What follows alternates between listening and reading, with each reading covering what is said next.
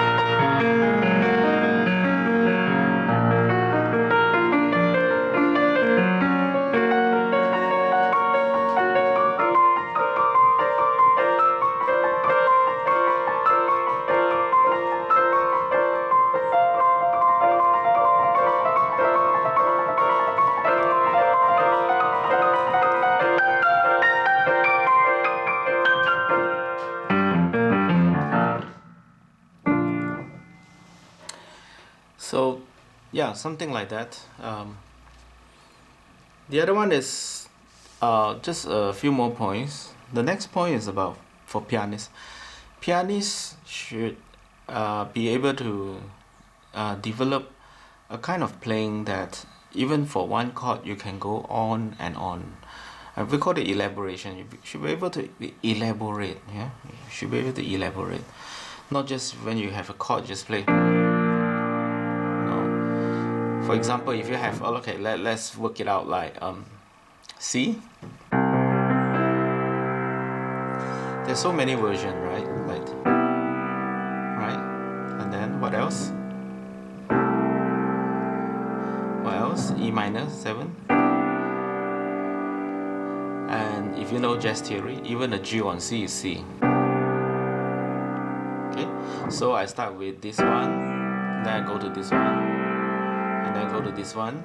So I start with E minor, A minor 7, E minor 7, then I go to G, and to be able to spread out the chords, spread out the chords, and just hang on there, just keep on producing that backdrop of chord is one of the essential job of keyboardists. For example,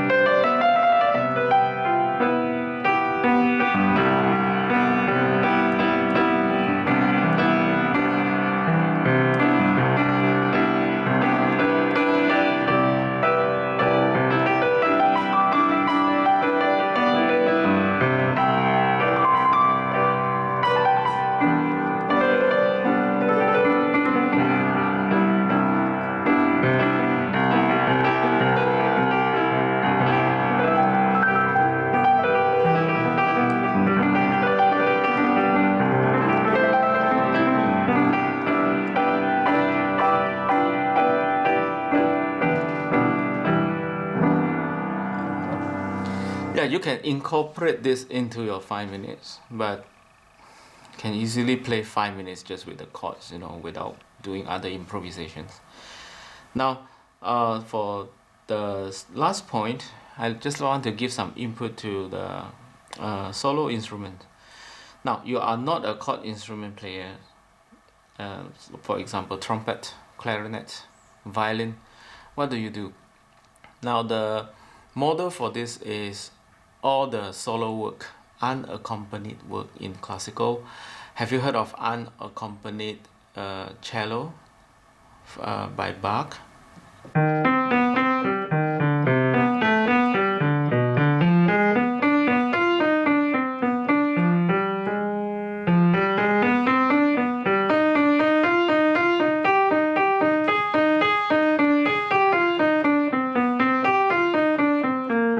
So that was improvised. Improvisation mainly means you draw up all the drawers of your memories and make up something. So that is totally fine. For trumpet, I haven't heard of many monologue work in the classical, but for flute, there's a lot. For recorder, there's a lot. So let me do one for trumpet simulations.